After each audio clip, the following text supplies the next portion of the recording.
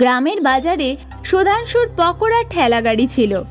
যখনই ও ঠেলাগাড়ি খুলতো গ্রাহক চলে আসতো। আমাকে 1 প্লেট পেঁয়াজের পকোড়া। আমাকে আলুর পকোড়া। সুধাংশু খুব খুশি ছিল, কারণ ওর ব্যবসা খুব ভালো চলছিল। সকাল থেকে সন্ধে পর্যন্ত ওর গাড়িতে সব সময় গ্রাহকের ভিড় থাকতো।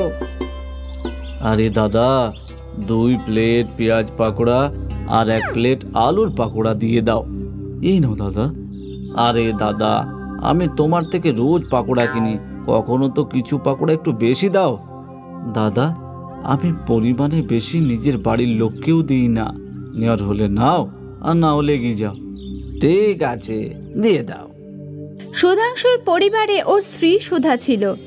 এসে গেছো তুমি? আমি তোমার জন্যই অপেক্ষা করছিলাম। জানো, আমার বান্ধবীর বর ওকে নতুন হার কিনে দিয়েছে, আর একটা তুমি যে কখনো কিছু দাও না। তাই নাকি? আগের মাসেই তো তোমার জন্য নতুন শাড়ি নিয়ে এসেছিলাম। হ্যাঁ হ্যাঁ, মনে আছে, তাও সেল থেকে। সেল হোক না হোক, কিন্তু আমি এনে তো ছিলাম। তোমার মতো কিপটে বর আমি কোনোদিনও দেখিনি। প্রত্যেক মাসে নিজের জন্য নতুন নতুন জামা কেনো, আর একটা মাস তুমি আমার জন্য নতুন শাড়ি কিনে দিয়ে এতবার বলছো। কেন কিনবো না? টাকাটা তো আমি রোজগার করি। স্বার্থপর। সুধাংশুর স্বভাবে খুব স্বার্থপর ছিল। ও খালি নিজের ভালো ভাবতো। সুধাংশুর পকোড়ার দোকান ভালো চলছিল, ওর রোজগারও ভালো হচ্ছিল। হঠাৎ একদিন সুধাংশুর দোকানের সামনে একটা অন্য ঠেলাগাড়ি খুলল, গৌরবের আলুর পাফের ঠেলাগাড়ি। নতুন ঠেলাগাড়ি দেখে গ্রাহক ওখানে চলে গেল। আরে দাদা, এটা কি? এটা শহরের বিখ্যাত আলু পাপ। দিদি, আপনি একবার খাবেন তো বারবার চাইবেন। ঠিক আছে দাদা, দিয়ে দিন। এক্ষুনি নিন। গৌরব ওই মহিলাটাকে আলু পাফ দিল। মহিলাটা আলু পাফ খেয়ে খুশি হয়ে গেল। এটা তো খেতে খুব ভালো, এখন থেকে আমি রোজ এটাই খাবো। আর কে ওই কিপ্পন পকোড়া আলার থেকে পকোড়া কিনবে? সুধাংশুর অনেক গ্রাহক পকোড়ার বদলে আলু পাফ কিনতে লাগলো। আর এক এক করে সুধাংশুর ঠেলাগাড়িতে থাকা ভিড় এখন গৌরবের ঠেলাগাড়িতে আসতে লাগলো। এটা দেখে সুধাংশু চিন্তায় পড়ে গেল। এই আলুর পাপওয়ালা নতুন, কিছুদিনের মধ্যে লোক ওকে ভুলিয়ে আবার পাকোড়া খেতে থাকবে।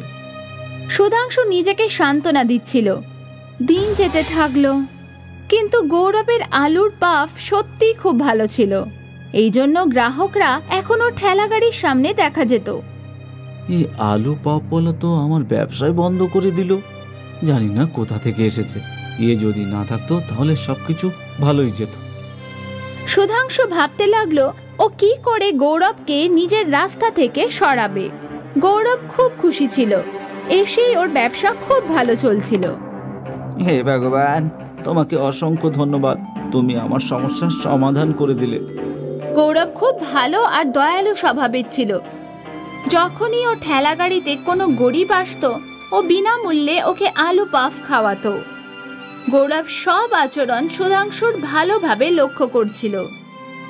এ তো খুবই বোকা, একে তো খুব সহজে বোকা বানানো যাবে, কিন্তু প্রথমে আমাকে ওর সাথে বন্ধুত্ব করতে হবে।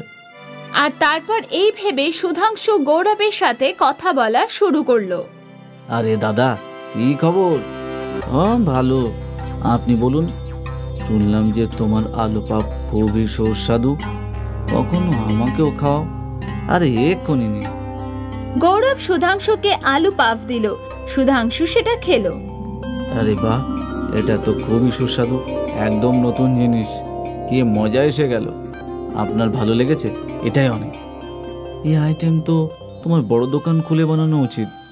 সেটা তো আমি চাই, কিন্তু দোকান খোলার জন্য টাকা তো নেই। আমিও দোকান খুলতে চলেছি।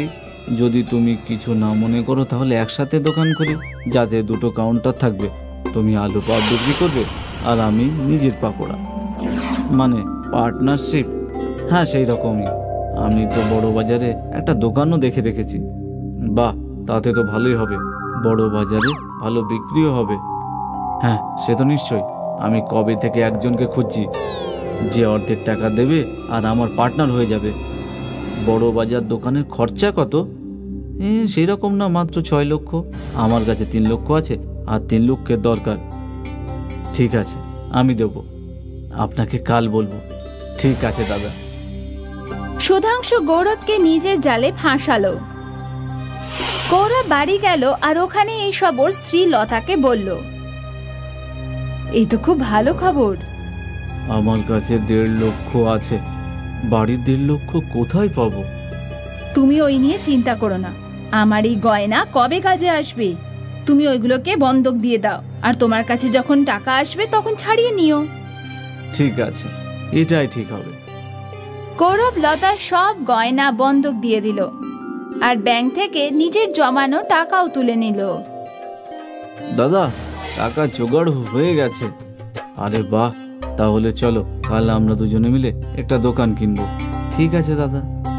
গৌরব আর সুধাংশু মিলে মালিককে টাকা দিল, আর তারপর মালিক সুধাংশুকে দোকানে চাবি দিয়ে দিল। সব শেষে আমাদের স্বপ্ন পূরণ হয়ে গেল। হ্যাঁ, এবার একটা কাজ করো, তুমি নিজের ঠেলা গাড়িতে যাও, আমি এখানে মেরামত আর 2টো কাউন্টার বসানোর কাজটা দেখে দিচ্ছি। এর মধ্যে তুমি কিছু টাকা তো রোজগার করতে পারবে। ঠিক আছে দাদা। গৌরব নিজের ঠেলা গাড়িতে পৌঁছালো আর আলু পাফ বিক্রি করতে লাগলো। কিছুদিন চলে যাওয়ার পর সুধাংশুর পাকোড়ার ঠেলা গাড়ি বন্ধ ছিল। 1 সপ্তাহ পর যখন গৌরব দোকান দেখতে গেল, তখন ও দেখলো যে সুধাংশু প্রথম থেকে ওখানে পকোড়া বিক্রি করছিল, আর দোকানে শুধু একটাই কাউন্টার আছে। আরে দাদা, কাউন্টার তো খুব ভালো হয়েছে, কিন্তু আমার কাউন্টার কোথায়? কোন কাউন্টার? কোথাকার কাউন্টার? এটা তো আমার দোকান, এখানে শুধু একটাই কাউন্টার থাকবে। এটা তো পুরো বিশ্বাসঘাতকতা। এই দোকানের অর্ধেক টাকা তো আমি দিয়েছি। তাই তোমার কাছে কোনো প্রমাণ আছে? আর যদি থাকে তাহলে আমার বিরুদ্ধে রিপোর্ট করো। গৌরব বুঝতে পারছিল না যে ও কি করবে। ওর সব জমানো টাকা শেষ হয়ে গেছিল। গৌরব কাঁদতে কাঁদতে জঙ্গলের দিকে চলে গেল। হে ভগবান, তুমি এটা কি করলে? আমি কি ভেবেছিলাম আর কি হলো? এর থেকে তো মরে যাওয়াই ভালো। গৌরবের কান্না শুনে বৃক্ষদেবী ওর সামনে এলো। গৌরব, তোমার চিন্তা করার কোনো দরকার নেই। তুমি খুব ভালো মানুষ। তুমি অনেক লোকের সাহায্য করেছো, আর সেই ভালো গুণ আজ তোমার কাজে আসবে। সেটা কিভাবে? এই গাছের কুঠুরিতে হাত দাও, যেটাই তুমি পাবে সেটাই তোমার। ঠিক আছে। গৌরব গাছের কুঠুরিতে হাত দিল তো ও হাতে সোনার মোহর পেল। গৌরব মুঠো ভর্তি মোহর বার করে নিল। ধন্যবাদ আপনাকে, অনেক অনেক ধন্যবাদ। এই সোনা দিয়ে আমার জীবন বদলে যাবে। মনে থাকে যাতে ভালো কাজ করা ভুলো না। আমি সব সময় লোকেদের ভালো করতে থাকবো। গৌরব তার গয়না ছাড়িয়ে নিল, নতুন বাড়ি কিনে নিল, আর একটা দোকানও কিনে নিল। শেষে ও যেটাই চেয়েছিল সবকিছুই ও পেল। অন্যদিকে সুধাংশুর খারাপ ব্যবহারের জন্য ওর ব্যবসা ডুবে গেল। ওকে দোকান বিক্রি করতে হলো, আর ও আবার রাস্তায় চলে এলো। এই জন্য বলে, কর্ম ভালো তো সব ভালো, আর কর্ম খারাপ তো সব খারাপ। কুটুম্বপুর গ্রামে রামলাল নামের একজন ব্যক্তি থাকত, যে গ্রামে ঠেলা লাগিয়ে ফুচকা বিক্রি করত। রামলালের ফুচকা অনেক দূর দূরের গ্রামের লোকেরা খেতে আসতো। রামলাল একজন দয়ালু স্বভাবের লোক ছিল। গরিবদেরকে সে এমনিতেই ফুচকা খাইয়ে দিত। একদিন রত্নাপুর গ্রামের প্রধান রামলালের ফুচকার প্রশংসা শুনে নিজের 2জন সাথী ভীমা আর কালিয়ার সাথে ওখানে আসে। তোমার ফুচকার চর্চা দূর দূরান্তে পর্যন্ত ছড়িয়ে গেছে, বুঝেছো? তাই আমি আর নিজেকে থামাতে পারলাম না এখানে আসতে। এরা 2জন আমার বন্ধু, ভীমা আর কালিয়া। তোমার হাতের ভালো ভালো ফুচকা আমাদেরকে খাওয়াও তো। রামলাল ওদের সবাইকে এক এক প্লেট ফুচকা দিয়ে দিল। ফুচকা খাওয়ার পর প্রধান খুশি হয়ে বলে ওঠে, তোর হাতে সত্যি জাদু আছে রামলাল। ফুচকা খেয়ে দারুণ লাগলো আমার। একদম ঠিক কথা বলেছেন প্রধান মশাই। অনেক গ্রামে আমি ফুচকা খেয়েছি, কিন্তু এমন ফুচকার স্বাদ কোনোদিনও পাইনি। হ্যাঁ রামলাল, তুমি তো আমাদের গ্রামেও ফুচকা বিক্রি করতে পারো। কালিয়া একদম ঠিক কথা বলছে রামলাল। আমাদের গ্রাম তোমাদের গ্রামের থেকে অনেক বেশি বড়, আর ওখানে তো সফল ব্যবসাদাররাও রয়েছে। তোমার ফুচকা ওখানে খুব বিক্রি হবে। তাই তুমি যদি বলো তাহলে আমি ওখানে তোমার জন্য একটা ভালো ফুচকার দোকান দেখে দিতে পারি। আরে না প্রধান মশাই, আমি আমার গ্রাম ছেড়ে কোথাও যেতে চাই না।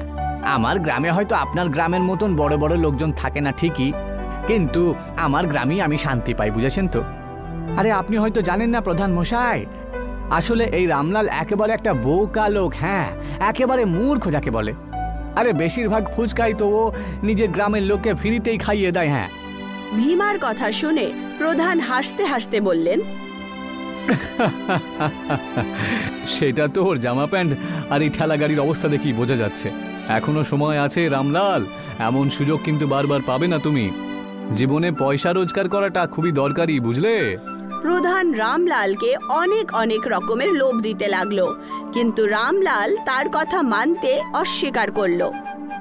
রামলাল, আমি তোমার ফুচকার সামান্য একটু প্রশংসা করলাম বলে তুমি তো নিজেকে একেবারে বিশাল বড় মানুষ মনে করছো। হ্যাঁ, তোমার এই ফুচকার ঠেলা গাড়ি বেশি দিন চলবে না, বুঝেছো? এইটুকু বলে প্রধান রাগের চোটে নিজের সাথীদের সাথে ওখান থেকে চলে যায়। সেই সময় রামলালের গ্রামের প্রধান সত্তুর সাথে দেখা করে। আরে সত্তু দাদা, তা তোমার গ্রামের কি খবর আমাকে একটু বলো তো। আরে আমার গ্রামের খবর নিয়ে তুমি কি করবে? হ্যাঁ, তোমার গ্রামের হালচাল সব সময় ভালো থাকে। তোমার গ্রামেই তো সব সময় উন্নতি হচ্ছে। আমাদের গ্রামের লোকজন তো দুবেলা খেতে পাই কত কষ্ট করে, তাই না? তোমার গ্রামে রামলালের ফুচকা খুবই প্রসিদ্ধ। দূর দূরান্ত থেকে গ্রামের লোকেরা শুধুমাত্র রামলালের ফুচকা খাওয়ার জন্যই তো আসে, ঠিক কিনা? আরে এতে তো কোনো সন্দেহ নেই প্রধান। ওই বেচারার ফুচকা ঠেলাগাড়িটা কিন্তু বেশ ভালোই চলে। আরে এই কথাটাই তো আমি তোমাকে বোঝাতে এসেছি সত্তু। আমার কথাটা মন দিয়ে শোনো। তোমার গ্রামের নাম তোমার জন্য নয়, বরং রামলালের জন্য প্রসিদ্ধ। গ্রামের লোকেরা দূর দূরান্ত থেকে ওর ফুচকা খাওয়ার জন্যই তো আসে। কিন্তু যদি এইভাবে চলতে থাকে তাহলে সেই দিন আর বেশি দূরে নয় যে গ্রামের লোকেরা আশেপাশে মিলে রামলালকে প্রধান করে দেবে। রত্নাপুর গ্রামের প্রধানের কথা শুনে সত্তু খুব বাজেভাবে অবাক হলো। কথাটা তো তুমি একেবারে ঠিক কথাই বলেছো দেখছি। হ্যাঁ, এই ব্যাপারে আমি আজ অব্দি কখনো ভাবেইনি। তুমি একেবারে চিন্তায় ফেলে দিলে আমায়। আচ্ছা তুমি আমাকে বলো তো এর কি উপায়? আমি এমন কি করতে পারি যাতে আমার গ্রামের নাম আমার জন্য প্রসিদ্ধ হয়ে যায়? বলো বলো বলো। আরে খুব সহজ ব্যাপার তো। তোমার গ্রামের নাম ফুচকার জন্য প্রসিদ্ধ, তাই তো? তুমি শহর থেকে কয়েকজন ভালো ফুচকাওয়ালাকে ধরে নিয়ে এসো আর নিজের গ্রামে একটা বড় রেস্টুরেন্ট খুলে নাও। যখন রেস্টুরেন্টটা খোলা হয়ে যাবে তখন রামলালের ফুচকার কে কিনতে আসবে। আমাদের প্রধান মশাই একেবারে ঠিক কথাই বলছে সত্তু দাদা, আপনি ওনার কথাটা শুনে নিন। আমাদের গ্রামের সব বাসিন্দারা প্রধান মশাইয়ের কথা খুব ভালোভাবেই তো শোনেন। আর দেখুন, আমাদের গ্রামের উন্নতি তো তোমাদের গ্রামের থেকে অনেক বেশি, তাই না? তোমরা দুজন একেবারে ঠিক কথাই বলেছ। আমি কালকেই শহর থেকে কয়েকজন ফুচকাওয়ালাদেরকে ধরে নিয়ে চলে আসছি আর আমাদের গ্রামে একটা রেস্টুরেন্টের নির্মাণ করে দেব। হ্যাঁ, আর সেই রেস্টুরেন্টের নাম হবে, আমার নাম দিয়েই হবে, সত্তু রেস্টুরেন্ট। সত্তুর কথা শুনে রত্নাপুর গ্রামের প্রধান হাসতে হাসতে ওখান থেকে চলে গেল। প্রধান নিজের সাথী কালিয়াকে বলল, একে রাজনীতি বলা হয় কালিয়া। এবার তুমি দেখতে থাকো, এই রামলাল আজকের পর থেকে ওই প্রধানের পথের কাঁটা হয়ে দাঁড়িয়ে থাকবে। হ্যাঁ, কয়েকদিনের মধ্যেই এই রামলালের নাম একেবারে শেষ হয়ে যাবে। আপনার মাথার মধ্যে সত্যি কি যে আছে। কিছুদিনের মধ্যেই সত্তু প্রধান গ্রামে একটা খুব ভালো রেস্টুরেন্ট তৈরি করলো আর শহর থেকে একটা খুব ভালো ফুচকা বানানোর লোককে নিজের গ্রামে নিয়ে এলো। কিছুদিনের পরই গ্রামের সমস্ত লোকেরা তার রেস্টুরেন্টে গিয়ে ফুচকা খেতে শুরু করলো। এখন রামলালের দোকানে কেউ আসতো না। বেচারা রামলাল রোজ ফুচকার ঠেলা লাগিয়ে সারা দিন রোদ্দুরে একাই দাঁড়িয়ে থাকতো আর বিকেল বেলা পর্যন্ত তার ফুচকা খারাপ হয়ে যেত।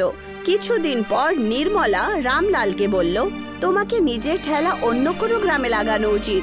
তোমার ফুচকা তো কেউ খেতে আসে না, আমরা তো রাস্তায় নেমে গেছি। তুমি একদম ঠিক কথাই বলেছ। আমাকে আমার ফুচকা প্রতিদিন বিকেল বেলায় ফেলে দিতে হয় গো। তক্ষুনি রামলালের দরজায় কেউ ধাক্কা দিতে শুরু করলো। রামলাল দরজা খুলে দিল।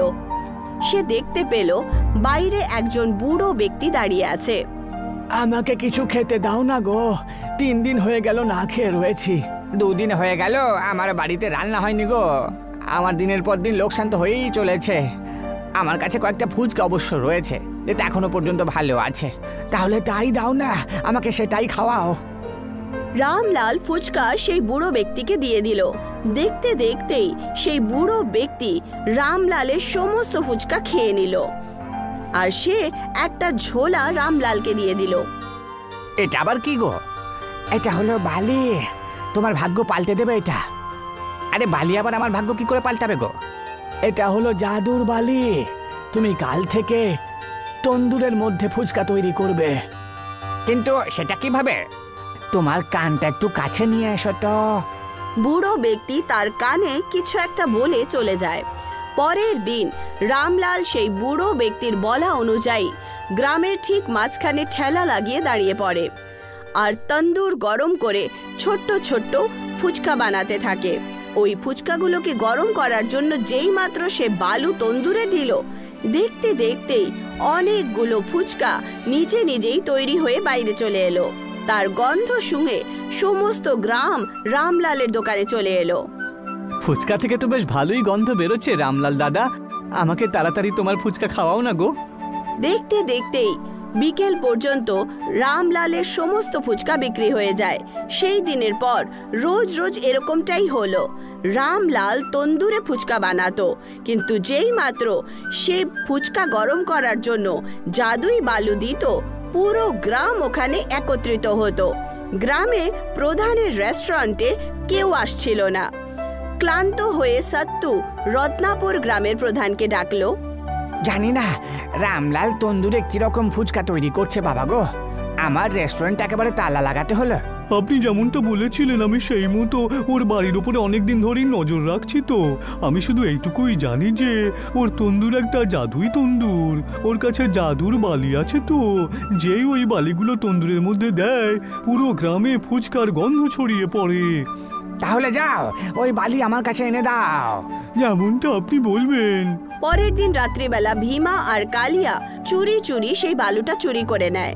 সত্তুও হুবহু সেরকমই ফুচকা বানানোর চেষ্টা করে, কিন্তু যেই মাত্র সে বালু তন্দুরে দিল, হঠাৎ করে তন্দুর ফেটে গেল আর তার কারিগররা ঘায়েল হয়ে বেহুশ হয়ে গেল। তক্ষুনি আলো থেকে একটা বুড়ো ব্যক্তি হাসতে হাসতে সত্তুর সামনে এসে বলল, আমি একজন জাদুকর, আমি তো এই বালি রামলালকে দিয়েছিলাম। তুমি হয়তো এটা জানো না প্রধান, যে এই বালিটা মানুষকে একেবারে বেছে নেয়। এই বালিটা রামলালকে বেছে নিয়েছে, তোমাকে নয়। আর তোমাকে একটা গোপন কথা জানিয়ে দিচ্ছি, এই বালি নিজের মালিককে রক্ষাও করে। তাই তুমি তোমার কথা মনে রেখো, রামলালকে কখনো ক্ষতি করো না, বুঝেছো? সে খুবই দয়ালু মানুষ, তাই ওর দয়ার শরীর দেখে প্রসন্ন হওয়ার পরে আমি ওই জাদুর বালিটাকে দিয়েছিলাম। আসলে ও তো আমাকে ফ্রিতে নিজের ফুচকা খাইয়েছিল, তাই ওকে তো একটু উপকার করতেই হবে আমাকে, তাই না? এইটুকু বলে সেই বুড়ো ব্যক্তি গায়েব হয়ে যায় আর সত্তু ওখানেই দাঁড়িয়ে থাকলো। সেই দিনের পর থেকে সত্তু হার মেনে নিল, আর রামলালের জাদুই তন্দুরি ফুচকা এখন গ্রাম পর্যন্তই নয়, বরং শহরেও প্রসিদ্ধ হয়ে গেছিল। நம்மளோட பானிபூரி வியாபாரம் எவ்வளோ நல்லா ஓடுனா நீங்க பாத்துக்கிட்டே இருப்பீங்கன்னு அன்னைக்கே நான் சொன்னேன். ஆமா சுமன், உன்னுடைய புத்திசாலித்தனத்தினாலதான் நாம இன்னைக்கு இப்படி இருக்கோம், இல்லன்னா என்ன இருக்குமோ என்னமோ. இந்த விஷயம் எப்ப நடந்ததுன்னா, சோனு அப்புறம் சுமனுங்கிற கணவன் மனைவி ராம்நகர்ங்கிற ஊர்ல ஒரு வீட்டுல வாழ்ந்துட்டு இருந்தாங்க. சோனு ஃபேக்டரியில வேலை செஞ்சுட்டு இருந்தாரு. அப்புறம் சுமன் காலையிலேயே லஞ்ச் பேக் பண்ணி சோனுக்கு கொடுத்துட்டு இருப்பா. சோனு ஒரு நல்ல உழைப்பாளி. டேய், நீ ஏன்டா இவ்வளோ உழைக்கிற? நீ என்ன இந்த கம்பெனியை உன் கம்பெனின்னு நினைக்கிறியா?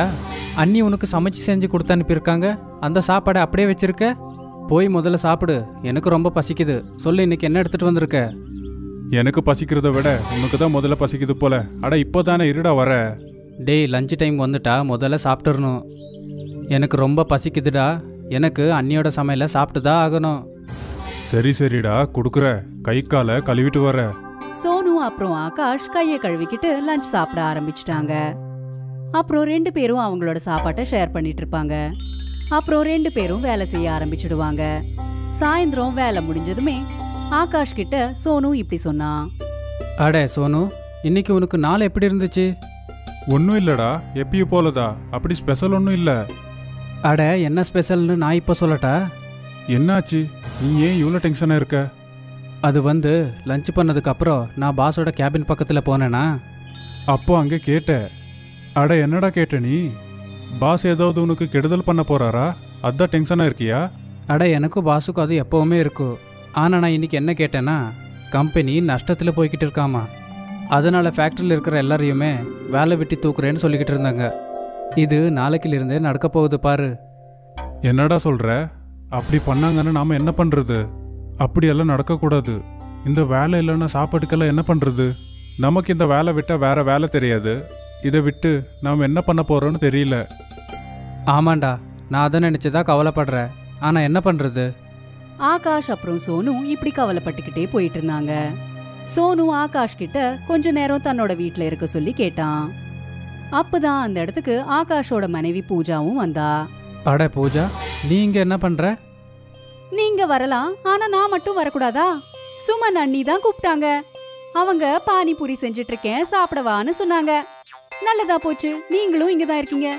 உங்க 2 பேருக்காகவும் பானிபூரி எடுத்துட்டு வரோம், இருங்க. பூஜாவும் சுமனும் ஆகாஷ் அப்புறம் சோனுக்காக பானிபூரிய எடுத்துட்டு வந்தாங்க. சுமன் சூப்பரா பானிபூரிய செய்வா. சுமன் செய்யற பானிபூரினா ஆகாஷ் அப்புறம் சோனுக்கு ரொம்பவே பிடிக்கும். அதனால சோனு அடிக்கடி சுமன் கிட்ட பானிபூரி செய்ய சொல்லி கேட்டுக்கிட்டே இருப்பான். அண்ணி, நீங்கள் சமைக்கிற சாப்பாடு நல்லா இருக்கும். அதுவும் இந்த பானிபூரி இன்னும் ரொம்ப நல்லா இருக்கு. இந்த பானிபூரியில் ஏதோ மந்திரம் இருக்கு. எவ்வளோ சாப்பிட்டாலும் சாப்பிடு சாப்பிடுன்னு சொல்லுது. அட ஆமாம், அவன் சொல்கிறது உண்மைதான். நீ செய்கிற பானிபூரி இருக்கே எவ்வளோ பெருசுனா, ஒரு தடவை வாயில் போட்டாலே வயிறு ரொம்பிடும். உன் கையால் செஞ்ச பானிபூரியை சாப்பிட்டா எங்கள் கஷ்டம் எல்லாம் மறந்து போயிடுது.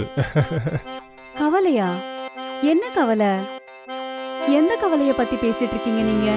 எல்லாம் நல்லபடியா தானே இருக்கு. அடே சோனு, ஏன் அண்ணியை கஷ்டப்படுத்துற? அமைதியா இரு. இல்ல, எனக்கும் தெரியணும். அப்படி என்ன உங்க 2 பேரோட கவலை? நீங்க 2 பேரும் ஃபேக்டரியில இருந்து வந்ததுல இருந்து பெருசா ஒன்னும் பேசிக்காமலே இருந்தீங்க. இனி ஆகாஷ் அப்புறம் சோனுக்கு இஷ்டமில்லாட்டியும் அவங்க அவங்களோட மனைவிகள் கிட்ட நடந்தது எல்லாத்தையும் சொல்ல வேண்டியதாயிடுச்சு. அவங்க 2 பேரும் சொன்ன அந்த கவலைகளை எல்லாத்தையும் கேட்டதுமே சுமன் அப்புறம் பூஜாக்கு என்ன செய்யறதுனே தெரியாம அவங்களும் கவலைப்பட ஆரம்பிச்சிட்டாங்க. சில நாட்களுக்கு அப்புறம் அவங்க வேலை செஞ்சுட்டு இருக்கிற ஃபேக்டரி க்ளோஸ் ஆயிடுச்சு. இப்போ நாம என்ன செய்யறது? உங்களோட வேலையும் போயிடுச்சு. கொஞ்சம் கொஞ்சமா சாப்பாடு பொருளும் கம்மி ஆயிட்டு இருக்கு. வேலை தேடிக்கிட்டு தான் இருக்க. ஆனால் என்ன பண்ணுறது? வேலை எதுவும் கிடைக்க மாட்டேங்குது. உங்களுக்கு வேலை எதுவும் கிடைக்கலனா நம்மளோட வீடு எப்படி ஓடும்? சுமன், ரொம்ப பசிக்குது. சாப்பிட ஏதாவது கூட. சாப்பிட்றதுக்கு எதுவுமே இல்ல. 4 பானிபூரி மட்டும்தான் இருக்கு. அப்புறம் கொஞ்சோண்டு பானி இருக்கு. சரி, அதையே போயிட்டு எடுத்துட்டு வா. 2 நான் சாப்பிட்ற, 2 நீ சாப்பிடு. நாளைக்கு பற்றி நாளைக்கு யோசிக்கலாம்.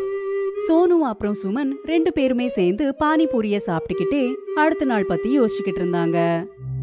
அப்ப சுமன் திடீர்னு ஏந்திரிச்சா. என்னாச்சு? நீ பானிபூரி சாப்பிடும்போது ஏன் நின்ன? உங்களுக்கு சரியா படுமா தெரியல, ஆனா எனக்கு ஒரு ஐடியா வந்திருக்கு. என்ன விஷயம்? உங்க எல்லாருக்குமே நான் செய்யற பானிபூரினா ரொம்பவே பிடிக்கும் தானே? நான் என்ன சொல்ல வரேனா, நானே பானிபூரிய செஞ்சு மார்க்கெட்ல விற்கலாம்ல. நீ சொல்ற ஐடியா நல்லதா இருக்கு. நீ செய்யற பானிபூரி நல்லா இருக்கும், அதனால கண்டிப்பா விற்கும். ஆனா அதுக்கு பணத்துக்கு என்ன பண்றது? நீங்க ஏன் கவலைப்படுறீங்க? நீங்க தான் எனக்காக தங்கத்தோடுகளை வாங்கினீங்கல்ல, அது இன்னைக்கு நம்மளுக்கு உதவும். இல்ல இல்ல, உன்னுடைய நகையெல்லாம் விற்க முடியாது. நகைகள் இப்படிப்பட்ட நேரங்கள்ல தான் உதவும். நமக்கு சாப்பிடறதுக்கே சாப்பாடு இல்லாத போது இந்த தங்க நகையை வச்சுக்கிட்டு என்ன பண்றது? சுமன் அப்புறம் சோனு தோடுகளை வித்து பானிபூரிக்கு தேவையான பொருட்களை வாங்கினாங்க. அப்புறம் சுமன் தன்னோட கையாலேயே பானிபூரிக்கு தேவையானதெல்லாம் தயார் செஞ்சா. அப்புறம் சோனுவும் சுமனும் மார்க்கெட்டுக்கு அவங்களோட பானிபூரிய விற்கிறதுக்காக போனாங்க. பானிபூரி பானிபூரி இனிப்பு புளிப்பு கார பானிபூரி, பானிபூரி பானிபூரி இனிப்பு புளிப்பு கார பானிபூரி. வந்து சாப்பிட்டு பாருங்கண்ணா. ஒரு வாட்டி சாப்பிட்டா மறுபடியும் வருவீங்க. வாங்கண்ணா வாங்க. மார்க்கெட்ல பானிபூரி வியாபாரத்தை செய்யறவங்க நிறைய பேர் இருக்கிறதுனால யாருமே அவங்க கிட்ட பானிபூரிய சாப்பிட வரல. இந்த ஒரு காரணத்தால 3 நாட்களா அவங்களோட பானிபூரி வித்தே போகல. அட, இந்த மார்க்கெட்ல நிறைய பானிபூரி கடை இருக்கு, அதனால நம்ம பானிபூரி விற்க மாட்டேங்குது. இனிமேலையும் இப்படி நடந்துச்சுன்னா இந்த வியாபாரம் நம்ம கையை விட்டு போயிடுமா? நான் எவ்வளோ பாசமா பானிபூரிய செஞ்சேன், ஆனா யாருமே சாப்பிடவே வரமாட்டேங்கிறாங்க. இது எனக்கு சரியாவே படல. இப்போ வீட்டு செலவுகள் எல்லாம் எப்படி பாத்துக்கிறதுங்க? சோனு அப்புறம் சுமன் ரொம்பவே சோகமா அங்க உட்காந்துக்கிட்டு இருந்தாங்க. அப்பதான் அவங்களோட பார்வை அவங்க எதிரில இருக்கிற ஒரு கடையோட போர்டு மேல பட்டது. என்னங்க, கொஞ்சம் இந்த போர்டுல என்ன எழுதிருக்குன்னு பாருங்களேன். என்ன எழுதிருக்கு? கடைக்காரரோட ஸ்கீம் எழுதிருக்கு. நாமளும் ஏன் ஒரு ஸ்கீம் போட்டு ஒரு போர்டு வைக்க கூடாது? அதால நம்மளோட பானிபூரி வியாபாரமும் நல்லா ஓடலாம்ல. கஸ்டமர்ஸ்க்கு நம்மளோட பானிபூரியோட ருசியே தெரியாத வர அவங்க எப்படி நம்ம கிட்ட வருவாங்க? கொஞ்சம் யோசிச்சு பாருங்க. எனக்கு ஒன்னும் புரியல. சுமன் சோனு கிட்ட தன்னோட மனசுல இருக்கிறது எல்லாத்தையும் சொன்னான். அப்புறம் சோனு ஒரு இடத்துல இருந்து இன்னும் கொஞ்சம் பொருட்கள் எடுத்துட்டு வந்து சுமனுக்கு கொடுத்தான். அந்த பொருட்களை வச்சு சுமன் ஒரு பெரிய பாகுபலி பானிபூரிய செஞ்சா. அட, உண்மையிலேயே பாகுபலி மாதிரி தான் நீ பானிபூரி செஞ்சிருக்க. இந்த பானிபூரியை பார்த்தா கண்டிப்பா ஜனங்க எங்க கடைக்கு ஓடி வந்துருவாங்க. நான் இந்த பாகுபலி பானிபூரிக்கு ஒரு சேலஞ்சும் வச்சிருக்கேன். அதாவது யார் இந்த பாகுபலி பானிபூரிய சாப்பிடுவாங்களோ அவங்களுக்கு பரிசா 100 ரூபாய் கிடைக்கும். சோனு சத்தமா கத்தி கத்தி மார்க்கெட்ல இருக்கிறவங்களுக்கு இந்த ஸ்கீம் பத்தி சொன்னான். இத கேட்டு அவங்களோட பாகுபலி பானிபூரி கான்டெஸ்ட் பாக்கிறதுக்கு ஒரு பெரிய கூட்டமே கூடிடுச்சு. கேளுங்கப்பா கேளுங்க, யார் இந்த பாகுபலி பானிபூரியை சாப்பிட்றாங்களோ அவங்களுக்கு 100 ரூபாய் பரிசா கொடுப்பேன். இந்த பந்தயத்தில் யாராவது கலந்துக்கணும்னு விருப்பப்பட்டீங்கன்னா அவங்க இந்த பக்கம் வாங்க. யார் இந்த பாகுபலி பானிபூரியை சாப்பிட்றீங்களோ அவங்க நிஜமாவே பாகுபலியா மாறிடுவீங்க. சோனு இப்படி சொன்னதுமே இன்னும் பெரிய கூட்டம் கூடிடுச்சு. அப்புறம் 2 கண்டெஸ்டன்ட்ஸ் அந்த பானிபூரிய சாப்பிட்றதுக்காக போட்டியில கலந்துக்கிட்டாங்க. ஆனா அவங்க தோத்து போயிட்டாங்க. அந்த கான்டெஸ்டன்ஸை பார்த்து அவங்களோட பாகுபலி பானிபூரிய சாப்பிட்றதுக்காக இன்னும் நிறைய பேர் முன் வந்தாங்க. அட அண்ணன், நீங்க விற்கிற இந்த பாகுபலி பானிபூரி ரொம்பவே சுவையா இருக்கு. நான் இந்த பந்தயத்தில் ஜெயிக்க ஒன்றும் இல்லை, ஆனா இந்த பானிபூரியோட சுவை எனக்கு ரொம்பவே பிடிச்சிருக்கு. அட, இவ்வளோ நாள் அந்த சாதாரணமான பானிபூரி சாப்பிட்டு சாப்பிட்டு போர் அடிச்சிருச்சு. ஆனால் உங்கள் கடைக்கு வந்து இந்த பாகுபலி பானிபூரியை பார்த்தாலே போதும், வாயில எச்சில் உருதுப்பா. அட அண்ணன், முதல்ல சாப்பிட்டு பாருங்க. இந்த மார்க்கெட்லேயே சுவையான பானிபூரி இதுதான். ஒரு தடவை சாப்பிட்டீங்கன்னா அப்புறம் மறுபடியும் வந்து சாப்பிடுவீங்க. அட என்னண்ணே, உண்மையிலேயே இந்த பாகுபலி பானிபூரி நல்லா இருக்குமா? அட, என் மேலே நம்பிக்கை இல்லைன்னா முதல்ல நீங்கள் வாங்கி சாப்பிட்டு பாருங்க. ஒருவேளை ஜெயிச்சிங்கன்னா உங்களுக்கு 100 ரூபாய் வேற கிடைக்கும் இல்ல? அந்த கூட்டத்துல எல்லாருமே பாகுபலி பானிபூரிய பத்தி தான் பேசிட்டு இருந்தாங்க. அப்புறம் மார்க்கெட்ல இருக்கிற எல்லா கஸ்டமர்ஸும் சுமனோட அந்த பாகுபலி பானிபூரிய சாப்பிட்றதுக்கு வந்தாங்க. இப்போ அவங்களோட கடை பேரு பாகுபலி பானிபூரி கடைன்னு பிரபலமாயிடுச்சு. அதே மார்க்கெட்ல நத்து பெஹல்வான்னு சொல்லிட்டு ஒரு பெரிய பலசாலி இருந்தான். அவன் எல்லாரோட பானிபூரியும் ஃப்ரீயா சாப்பிட்டுட்டு இருப்பான்.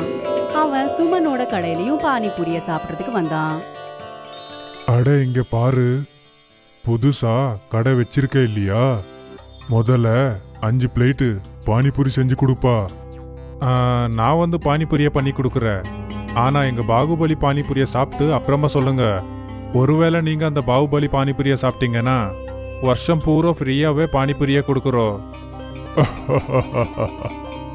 அட, இவ்வளோ சின்ன விஷயம் தானே. சரி, ஒரு வேலை பண்ணு.